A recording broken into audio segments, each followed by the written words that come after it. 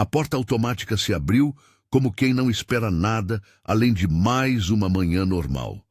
Daniel Grayson entrou com a calça jeans gasta, jaqueta que já viu dias melhores e um rosto sem o brilho da etiqueta executiva.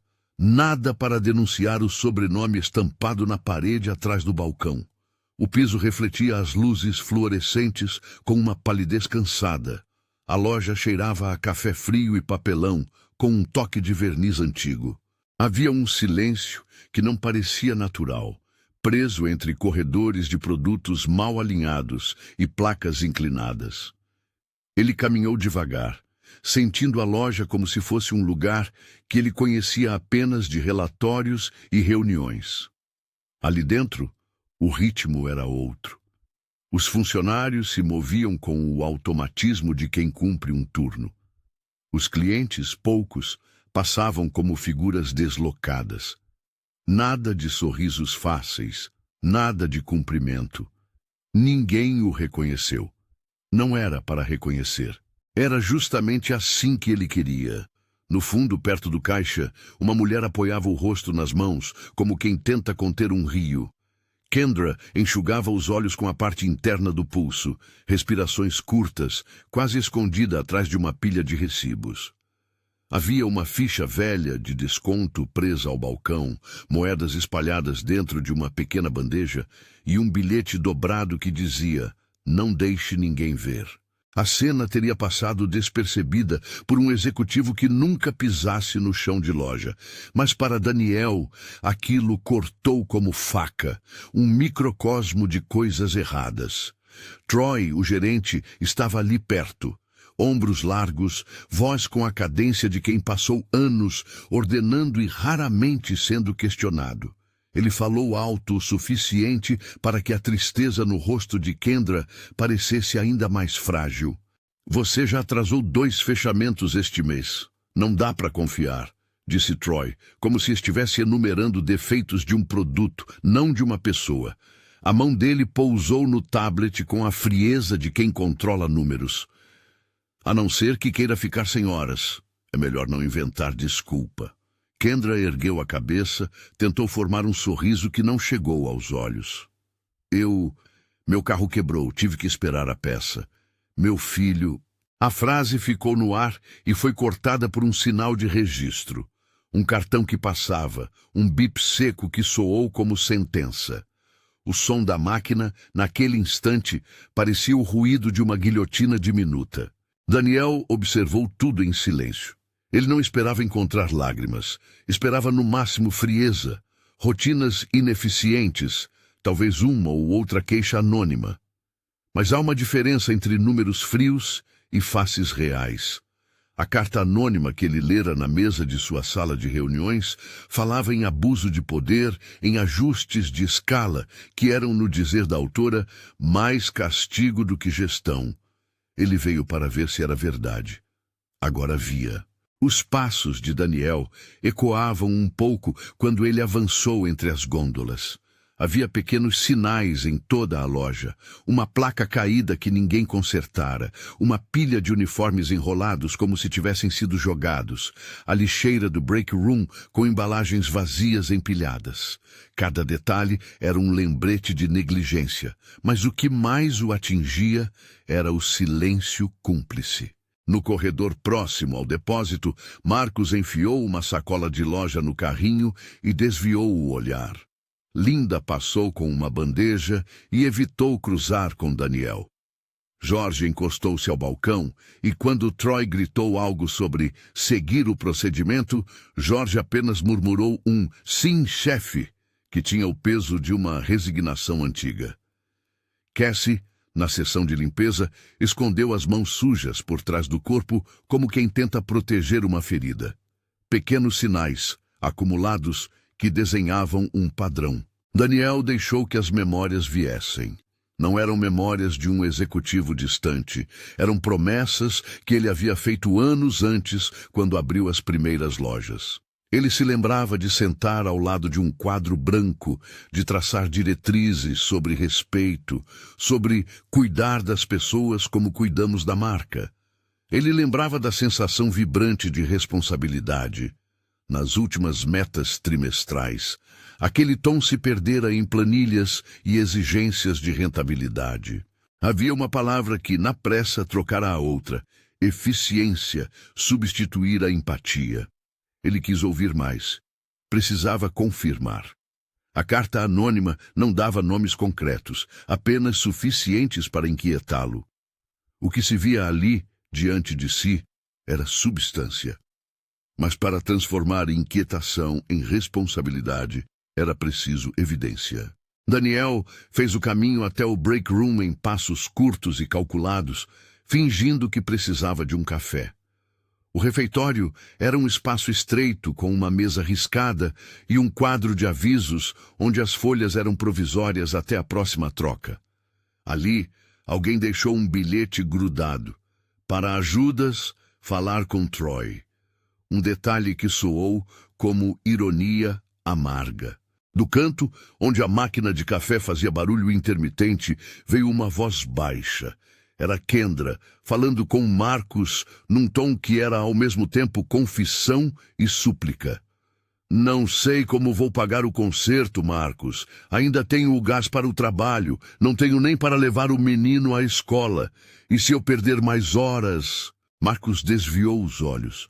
O rosto dele mostrava a frustração de quem também carrega dívidas, mas que aprendeu a esconder. Ele passou uma mão pelo rosto, como se a própria pele fosse um mapa de cansaço. A gente se vira, disse Marcos, seco. Mas ninguém vai falar alto, tem medo de perder o turno. A troca foi breve, quase sussurrada, como se as palavras pudessem alarmar as paredes. Daniel ouviu a palavra-chave, medo. Não era apenas uma falha de gestão. Havia uso de poder para moldar comportamento. Medo como ferramenta. Ele não fez cena. Não abria seu crachá, não puxava a placa com seu sobrenome. Havia um modo certo de agir, pensou. Puxar o verniz e expor tudo em público poderia humilhar pessoas que já vinham sendo humilhadas. Ele precisava de dados, precisava de padrões, precisava de provas que explicassem como e quando as horas eram cortadas, se era uma necessidade operacional ou uma prática deliberada.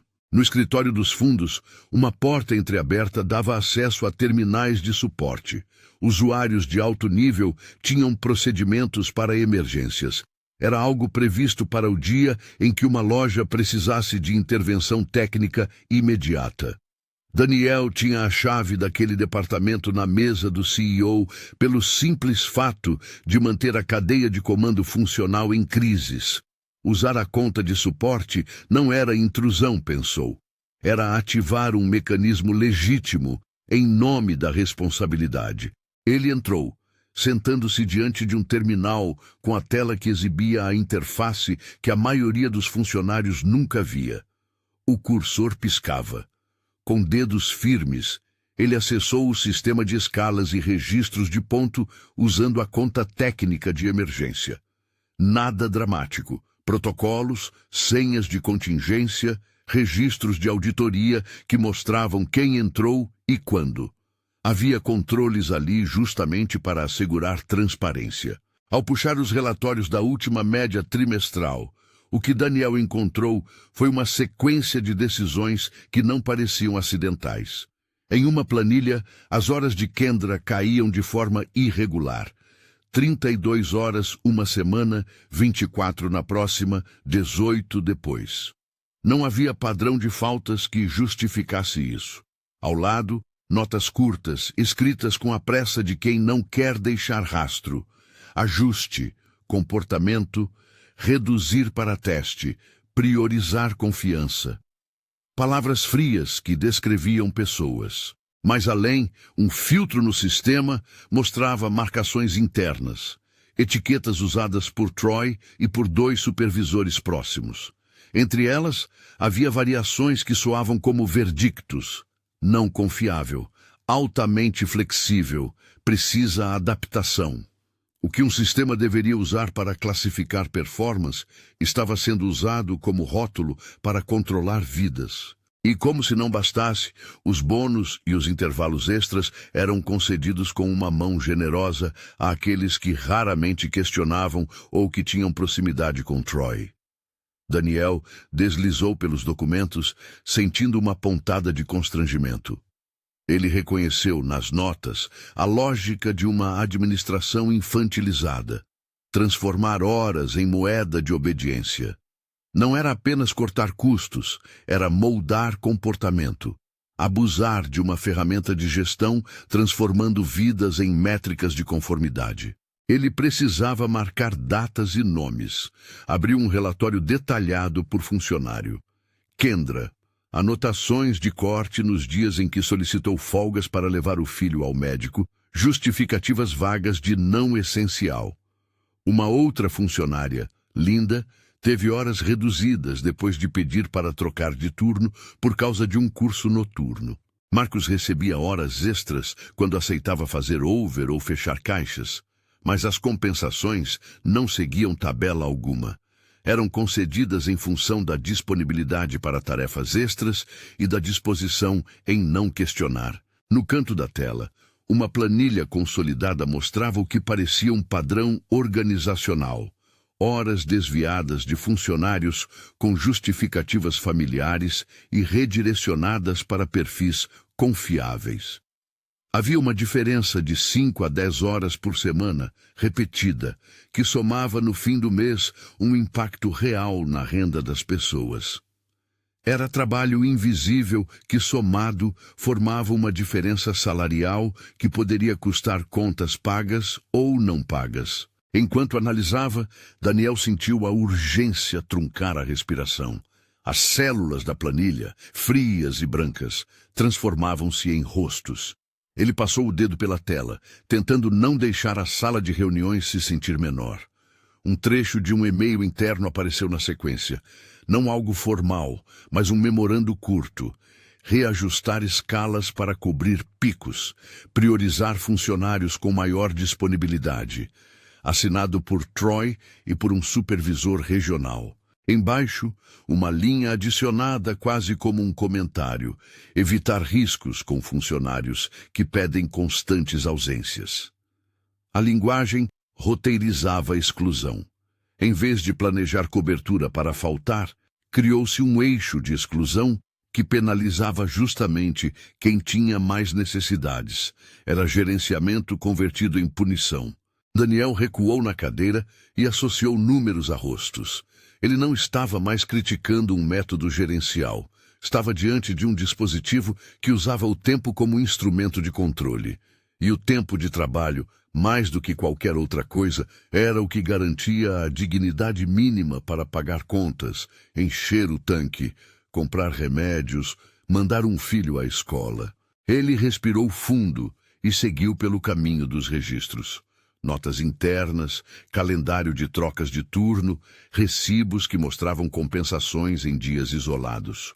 Em alguns casos, o sistema mostrava que alterações foram feitas às margens do horário padrão, sem justificativa operacional clara. Em outras, as intervenções vinham com instruções para aplicar teste de comprometimento, frase que soava como sinônimo de provação. Na tela, apareceu uma comunicação mais antiga, uma planilha com intenção de melhorar produtividade. No cabeçalho, palavras que, em outras mãos, seriam inócuas. Metas, indicadores, KPIs. No corpo do documento, porém, a matriz de prioridade já estava invertida. Metas de curto prazo para a loja, sim, mas com um método que privilegiava a estabilidade do gerente sobre o bem-estar do time. Era uma lógica perversa, proteger o desempenho aparente, sacrificando pequenos trabalhadores. Daniel sentiu uma mistura de raiva e tristeza, que não sabia bem onde encaixar. As políticas corporativas que ele havia aprovado no passado não previam que alguém usaria o sistema para controlar rostos e horas, para transformar necessidades humanas em indicadores a serem calibrados. Havia falha institucional. Não apenas no chão da loja, mas nos comitês que nunca inspecionavam a implementação de diretrizes. Ele registrou mentalmente os nomes, os horários, os recortes que precisava levar consigo, o padrão de redução de horas de Kendra, as notas rotulando funcionários como riscos, a frequência com que bônus eram concedidos a quem acatava a ordem sem reclamar. Tudo ali constava de forma que, se necessário, poderia ser mostrado com clareza. Mas antes de agir, ele precisava ouvir. Não bastava expor planilhas sem entender o contexto humano. Precisava de relatos que confirmassem o que os números sugeriam. Precisava também de tempo. A exposição imediata poderia ferir pessoas já machucadas. Havia uma linha tênue entre responsabilizar e humilhar. Ele queria percorrê-la com cuidado. Enquanto folheava arquivos, o barulho do corredor trouxe de volta a realidade do lugar. Um cliente se queixou ao microfone de que o sistema de pagamento estava lento. Troy bateu no balcão, ordenando que alguém resolvesse.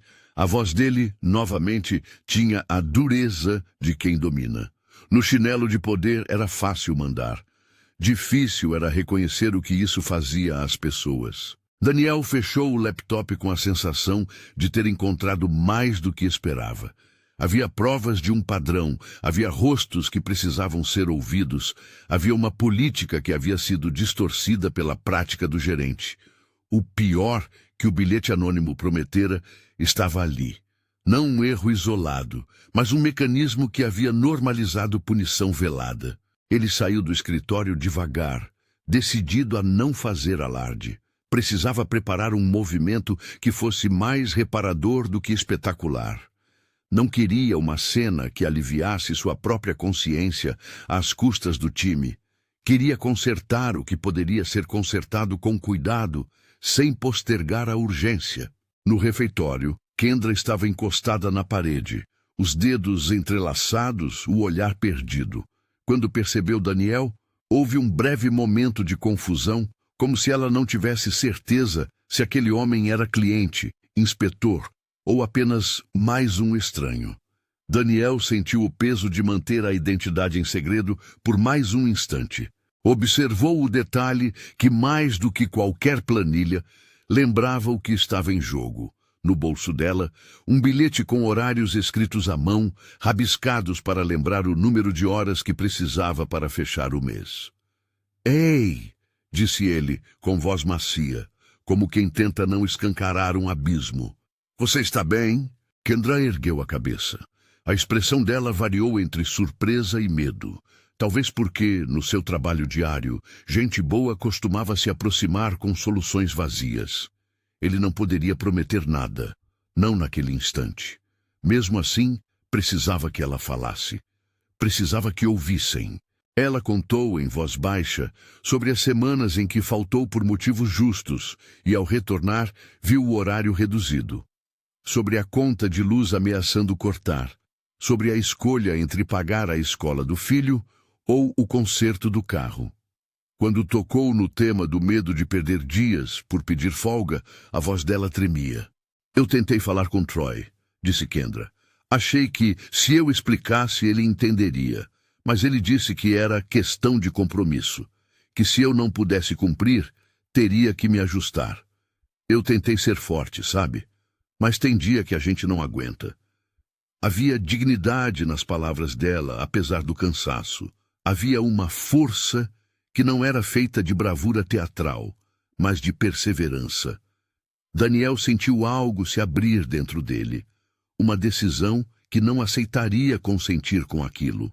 Ele agradeceu por ela ter confiado e tomou nota do que precisava checar mais a fundo. Não era hora de revelações. Era hora de planejamento. Ouvir, documentar, agir com equidade. Ainda assim, uma sensação crescente o empurrava para a necessidade de revelar pelo menos parte do que descobrira.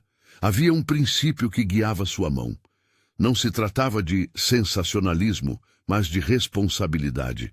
Do outro lado do refeitório, Troy ergueu a cabeça ao ouvir vozes mais altas. Seus olhos pousaram em Daniel, como quem avalia um novo elemento no tabuleiro. Havia um aviso ali, sutil. Não perdia o controle fácil. Ele se aproximou, a postura reta, as mãos nos bolsos. Nosso cliente quer atenção, chefe, disse Troy, num tom que era cumprimento e acusação. Não conhecia Daniel. Não sabia que, na verdade, aquele homem carregava a chave do comando. E, no entanto, o olhar de Troy era o de sempre, inspecionador, pronto para justificar o que estava fazendo.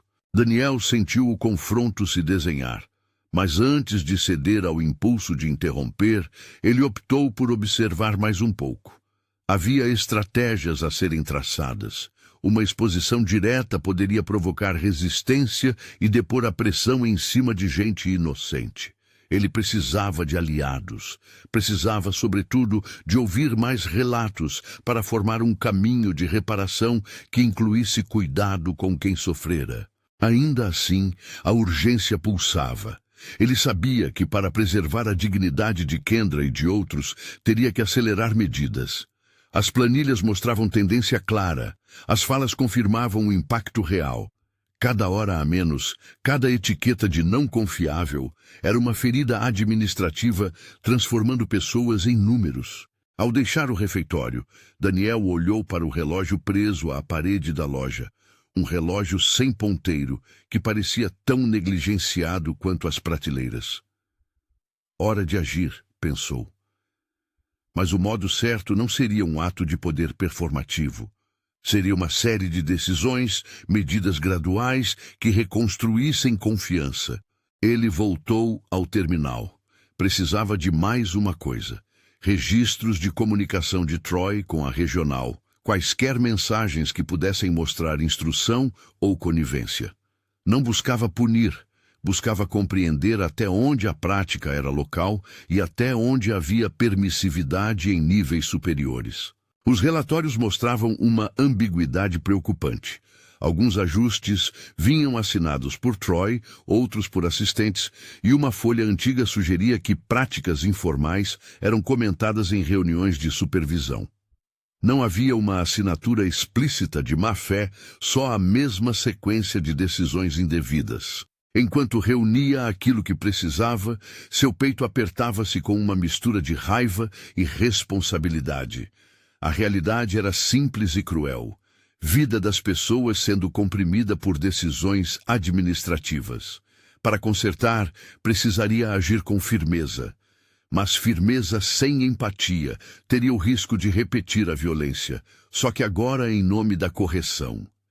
Ele precisava proteger os vulneráveis, e por isso iria começar por quem estava ali, com o rosto manchado de lágrimas. No corredor, Kendra continuava a limpar o balcão com movimentos automáticos. Pequenas manchas de café no pano tornavam os gestos repetitivos.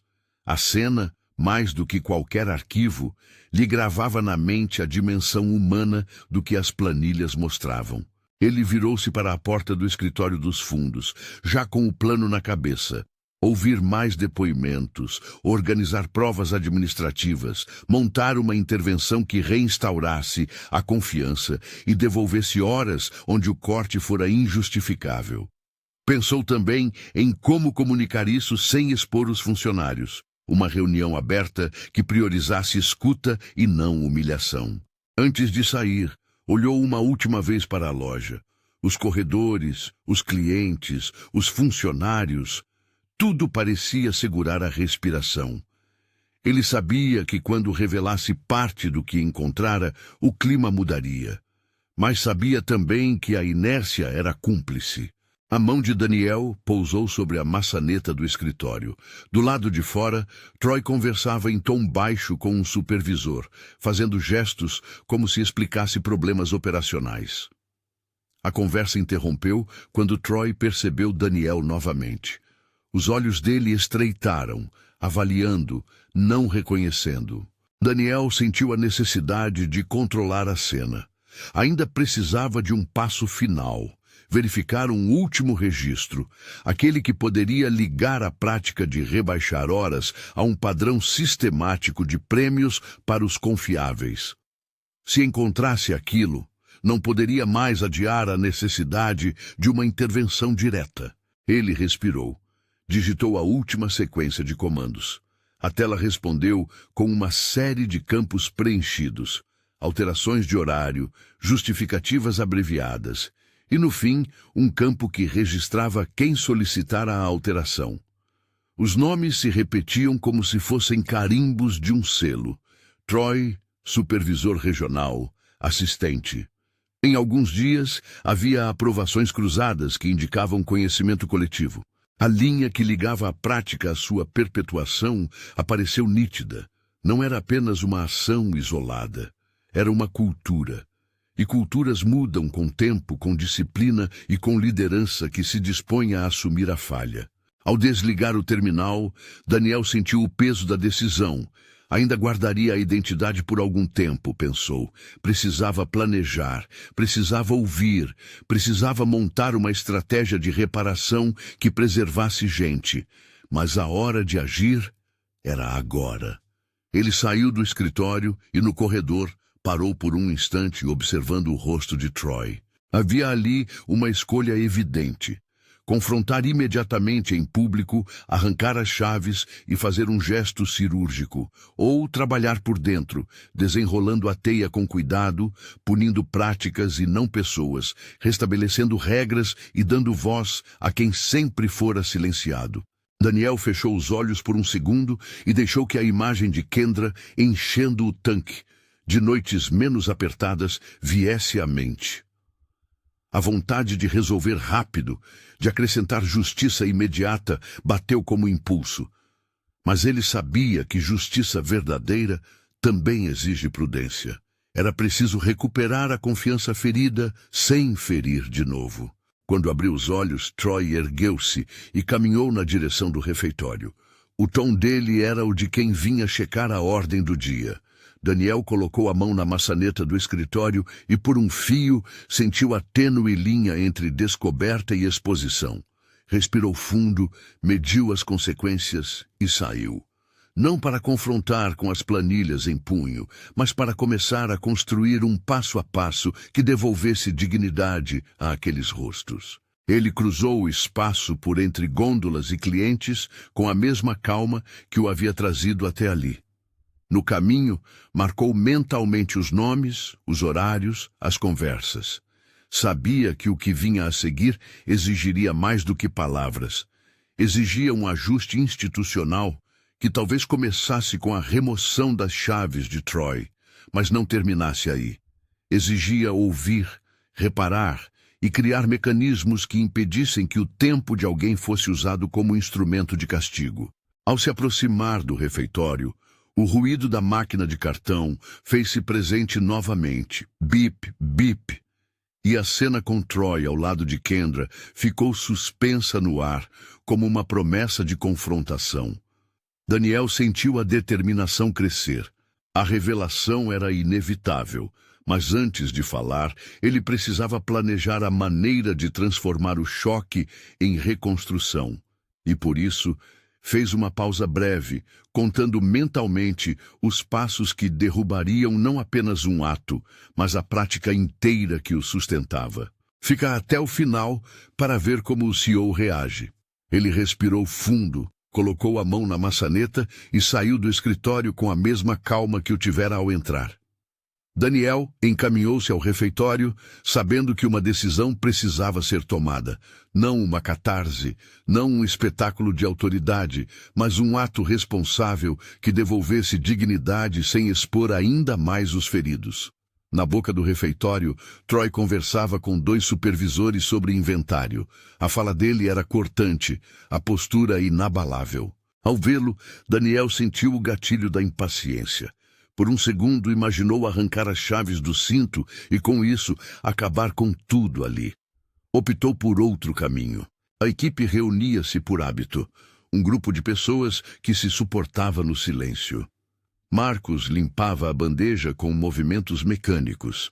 Linda lia um folheto de curso com olhos cansados. Jorge mastigava uma barra de cereal.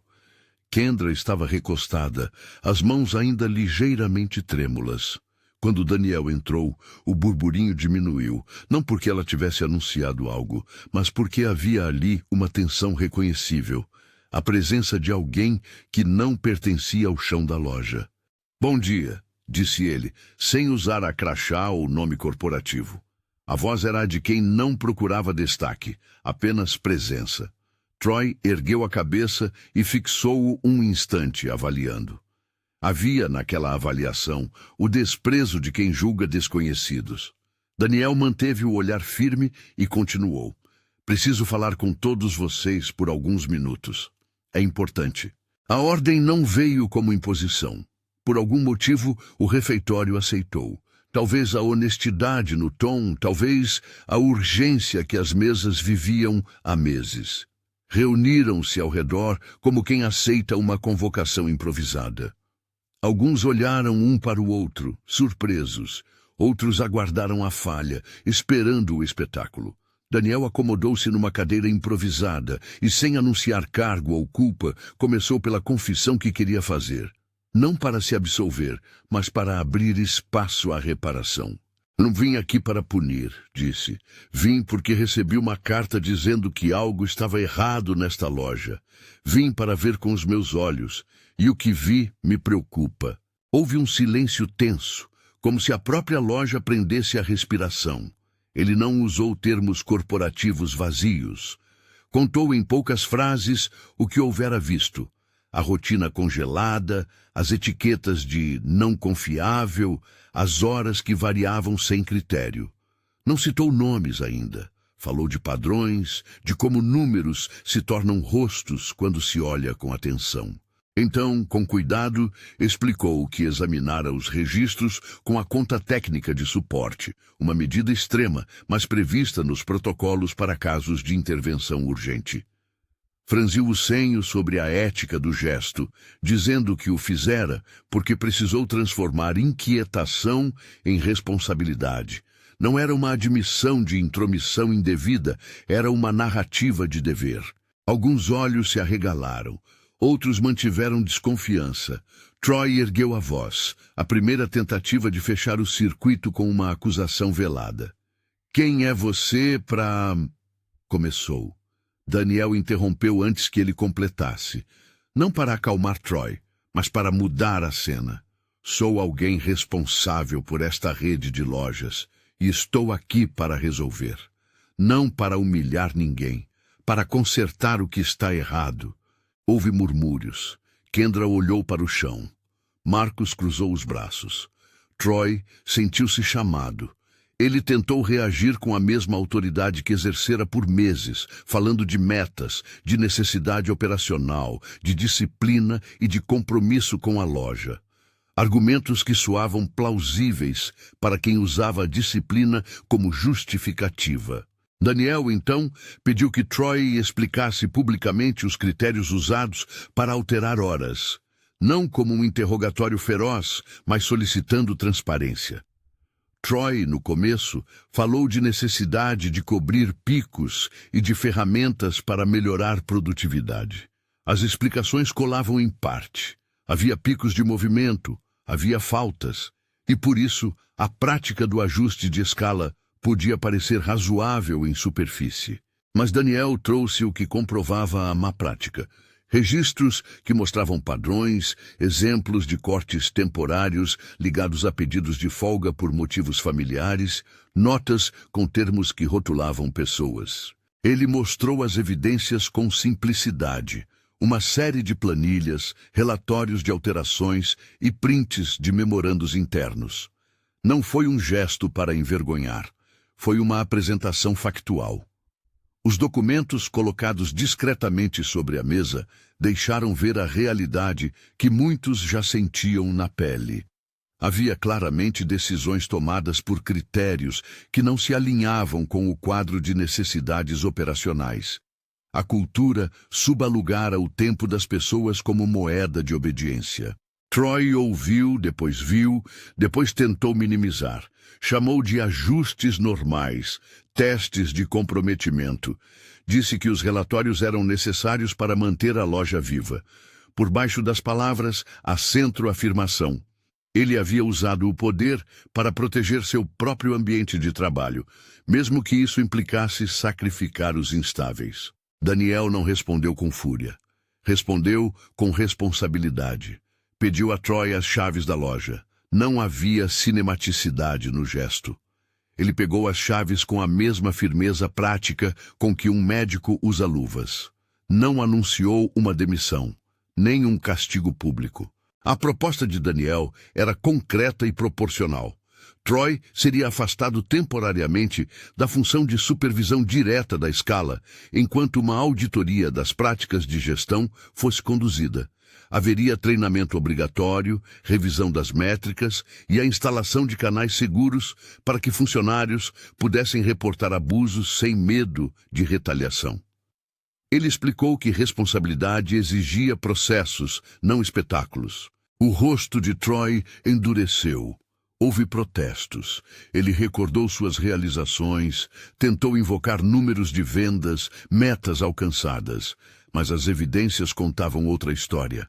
Havia práticas que corroíam o tecido humano do time. Daniel propôs uma saída onde Troy não fosse simplesmente expulso, mas responsabilizado de forma profissional, deslocado para funções de back-office com supervisão, obrigado a participar de um programa de requalificação gerencial. A transição seria digna, mas firme. A mensagem precisava ser clara.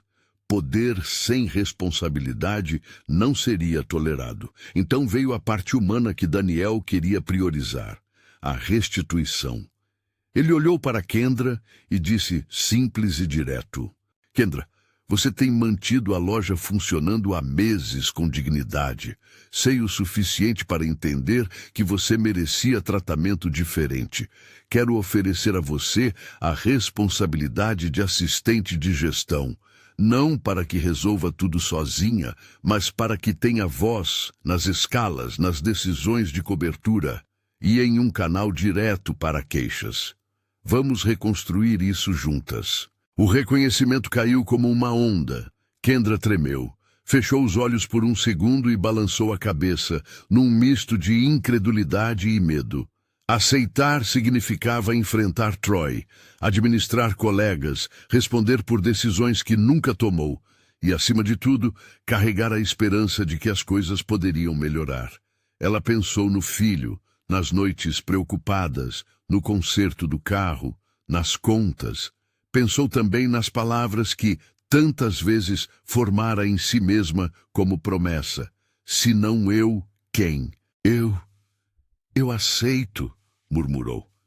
A voz era pequena, mas havia firmeza. Os colegas reagiram com um misto de surpresa e alívio. Marcos bateu a mão na mesa. Jorge soltou um respiro que se transformou num sorriso tímido. Linda ergueu o olhar com algo parecido à esperança. Não foi uma vitória triunfal, foi o início de uma mudança em que as pessoas se sentiam, pela primeira vez em meses, vistas. Daniel, então, detalhou passos iniciais, práticos e mensuráveis, que procuravam reparar sem iludir. Vamos revisar todas as escalas das últimas 8 semanas. Onde houver cortes injustificados, faremos a correção na folha de pagamento do mês seguinte. Vamos criar um canal anônimo para que qualquer funcionário relate problemas sem medo de retaliação. Vamos limitar jornadas consecutivas e estabelecer critérios claros para folgas por motivo médico e familiar. E faremos isso com comunicação aberta, para que ninguém seja surpreendido. As promessas vinham com cautela realista. Haveria limites orçamentários, semanas de transição, a necessidade de contratações pontuais. Daniel deixou claro: a empresa não faria milagres financeiros instantâneos, mas priorizaria correções que impactassem diretamente o sustento das pessoas. A honestidade trouxe calma. Ninguém queria promessas vazias. A primeira tarefa que Kendra recebeu foi técnica. Acesso autorizado a um painel que permitiria ajustar escalas e ver o histórico de horas. Era uma transferência de poder concreta, amparada por um pequeno comitê de acompanhamento integrado por Linda e Marcos. Daniel insistiu para que as decisões fossem registradas e justificadas, criando transparência. E pediu que qualquer ajuste fosse precedido por uma breve justificativa operacional. Não para controlar, mas para que as decisões não pudessem mais se esconder atrás de termos vazios. Nos dias que se seguiram, a loja viveu o momento mais delicado, o processo de reescalar. Havia dívidas de confiança a serem pagas. Alguns funcionários se sentiram aliviados. Outros desconfiaram de retaliações futuras. A logística exigiu escolhas difíceis. Onde antes Troy decidia por intuição, agora seria necessário um critério compartilhado. Kendra percebeu o peso das decisões. Na primeira lista que ela reorganizou, preferiu priorizar quem tinha dependentes e necessidades comprovadas. Mães, pais solteiros, quem tinha consultas médicas. Reconheceu também que isso geraria tensão entre colegas que, por anos, aceitaram um padrão distinto. Por isso, abriu o processo, convidou a equipe para uma reunião em que explicou os critérios, ouviu reclamações e fez ajustes. A escuta transformou-se em ferramenta de cura. Mais do que regras, as pessoas precisavam ser ouvidas. Aos poucos, pequenas vitórias surgiram. Marcos teve horas estáveis pela primeira vez em meses. Linda conseguiu reorganizar sua grade de estudos com o horário garantido. Jorge, que sempre aceitara turnos noturnos por medo de pedir mudança, conversou com Kendra e pediu redução de noturnos para cuidar da saúde. Foi atendido. A cada ajuste, um pequeno alívio financeiro se traduzia em coisas concretas.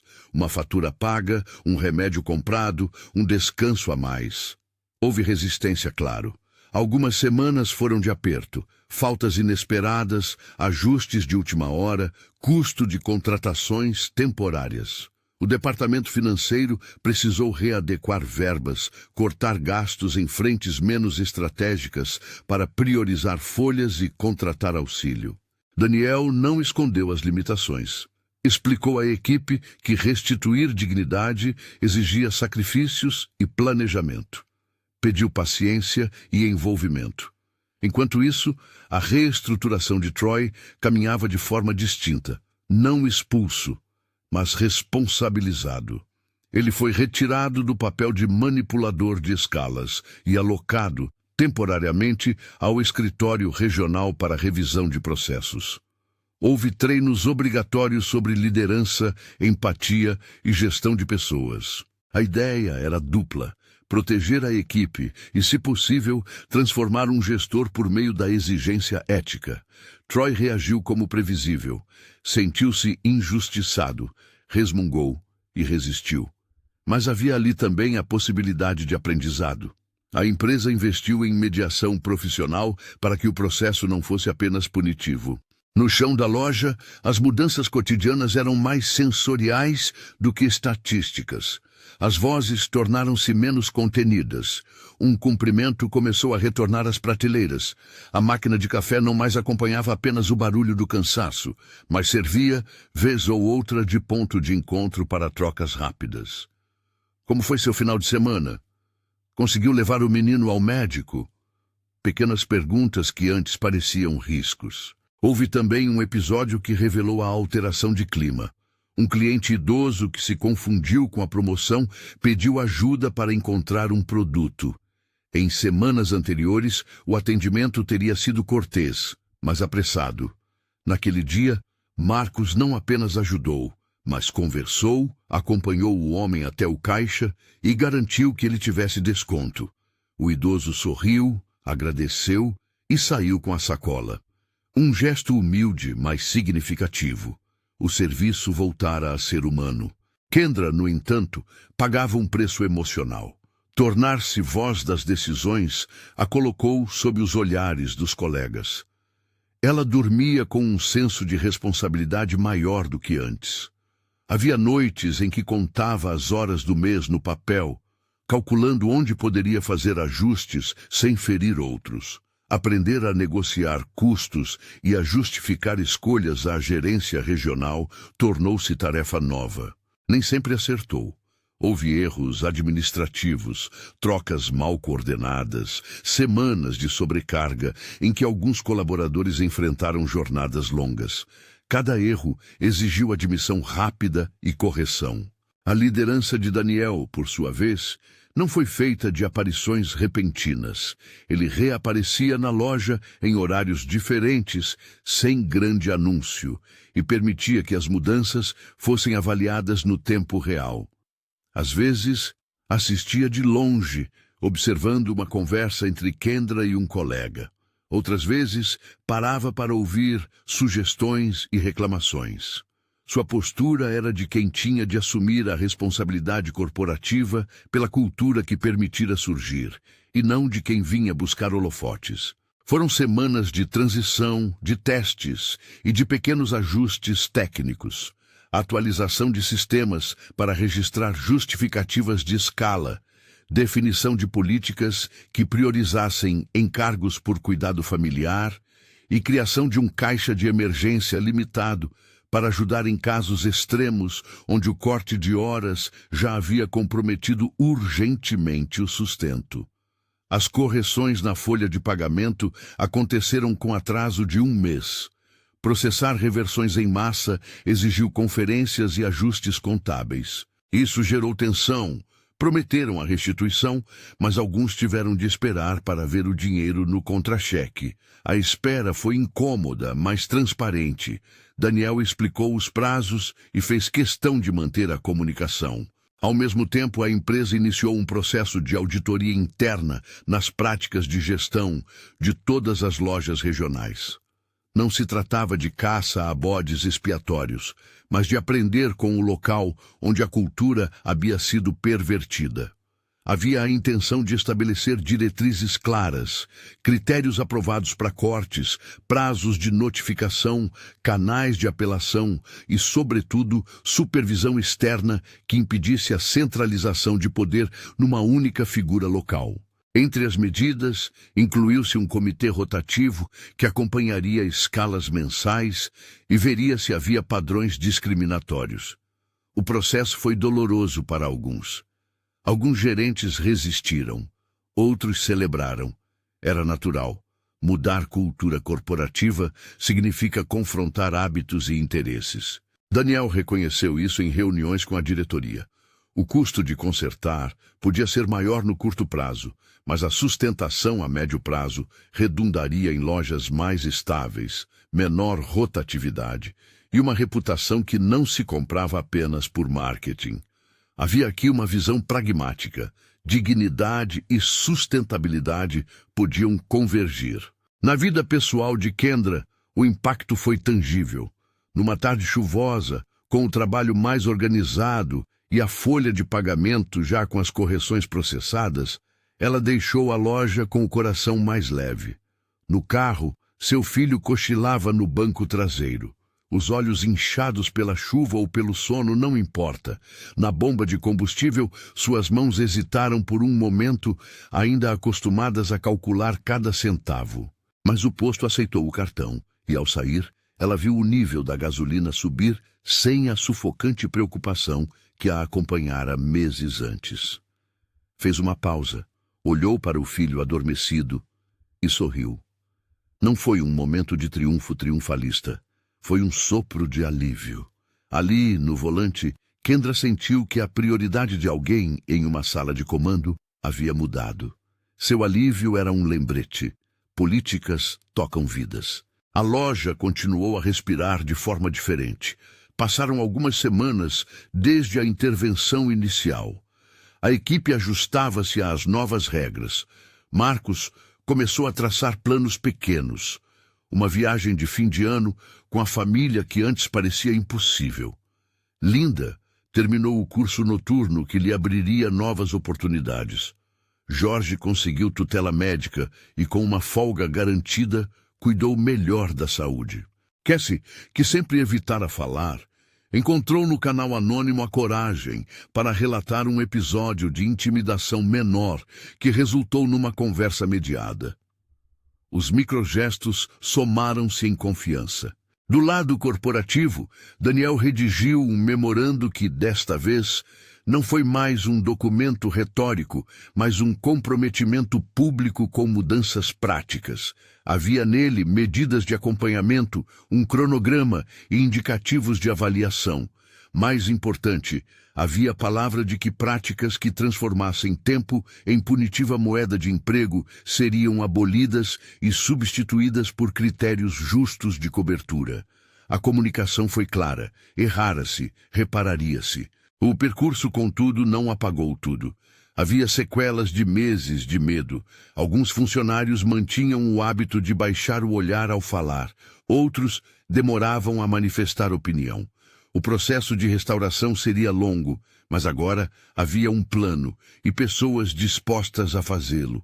Daniel o sabia. Não queria que a história fosse contada como um ato heróico unilateral, mas como o momento em que uma decisão madura tomou responsabilidade por uma cultura que permitira violências sutis. Com o tempo, Troy passou por sessões de requalificação. A trajetória dele foi ambígua. Algumas sessões mostraram sinais de aprendizado, outras, resistência. A empresa o alocou para um setor que não envolvia poder direto sobre escalas por um período de 6 meses, com metas claras de evolução comportamental. Ninguém o humilhou, ninguém o exilou. Esse equilíbrio entre consequência e oportunidade foi parte da postura de Daniel. Evitar a espetacularização punitiva e, ainda assim, responsabilizar. Em poucas ocasiões, Troy procurou Kendra para pedir desculpas. Palavras curtíssimas, por vezes mais defensivas do que sinceras. Em outras, com um traço de compreensão que demorava a surgir. O processo de reconstrução entre ambos foi lento, composto por conversas mediadas e acordos práticos. Na loja, a placa caída foi consertada por um grupo de funcionários numa tarde em que ninguém mandou. Era um gesto simbólico, arrumar o que estava desajustado. A limpeza ganhou vigor. Um cartaz simples, destinado a lembrar os critérios de escala, foi pendurado no quadro de avisos junto ao calendário. Não eram medidas grandiosas, mas sutis sinais de que a cultura havia sido tocada. Daniel, ao final de um dia longo, ficou no carro observando as luzes da loja apagarem. Não buscava autopromoção. Buscava a confirmação de que o processo iniciado não terminaria num tiro de efeito. Viu Kendra saindo à rua com seu filho, o rosto mais calmo. Lembrou-se das promessas costumadas que havia feito anos antes e, desta vez, sentiu que ao menos começara a reconquistá-las. Meses depois, quando os relatórios mostraram queda na rotatividade e leve melhora em indicadores de satisfação dos colaboradores, não foi dado um anúncio triunfal. Houve sim uma reunião com a equipe em que se celebrou o esforço conjunto e onde Daniel fez questão de agradecer àqueles que se expuseram para transformar a realidade do lugar. Kendra falou por alguns minutos, com clareza e humildade, contando como ajustar horários, ouvir e negociar mudara o dia a dia. Não foi uma fala para a história, foi para as pessoas ali presentes. No epílogo cotidiano da loja, o que mais importou não foram as planilhas corrigidas, mas os detalhes humanos que aconteceram depois. A mãe que pôde comprar leite sem se endividar, o filho de Kendra iniciando a escola com uniforme completo.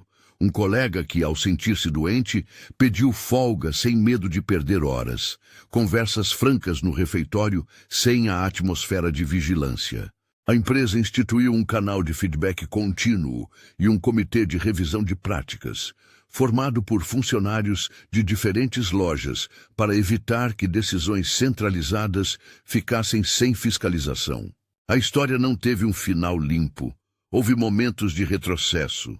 Um mês com vendas baixas, que impôs cortes em programas de bonificação, discussões internas sobre prioridades e uma necessidade constante de ajuste entre eficiência e humanidade. Mas a mudança mais dura, a da cultura, começou a operar com lentidão e persistência. Numa noite em que a chuva batia leve sobre o toldo da loja, Daniel passou pela entrada, observou as prateleiras, ouviu o riso contido no refeitório e viu Kendra colocando a placa do turno da semana. Ela sorriu de leve ao vê-lo e acenou. Ele não entrou para um discurso, passou apenas para agradecer. Era um agradecimento simples, sem holofotes, por aceitarem a responsabilidade de mudar, por suportarem os dias difíceis e por acreditarem que uma loja é, antes de tudo, um conjunto de vidas. Enquanto caminhava para o carro, lembrava-se da carta anônima que o trouxera àquele lugar. Pensou em quanta responsabilidade um líder carrega quando seu nome está ao lado da marca. Pensou também que a posição supõe a vigilância contínua, não apenas auditorias esporádicas, mas um olhar que busca pessoas, não só resultados. O papel do guardião, concluiu, é cuidar da dignidade tanto quanto do lucro. No fim, a loja não voltou a ser a mesma de antes, felizmente. Tornou-se aos poucos um lugar mais humano, onde o tempo de trabalho deixou de ser moeda de punição e voltou a ser o instrumento de sustento que deve ser. Kendra seguiu crescendo em sua função, aprendendo práticas de gestão, conciliando as necessidades pessoais com o papel formal. Nem tudo foi perfeito, mas a trajetória mostrava um avanço real. Se essa história tocou você, deixe um ponto nos comentários. Queremos ouvir experiências e reflexões sobre liderança e dignidade no trabalho.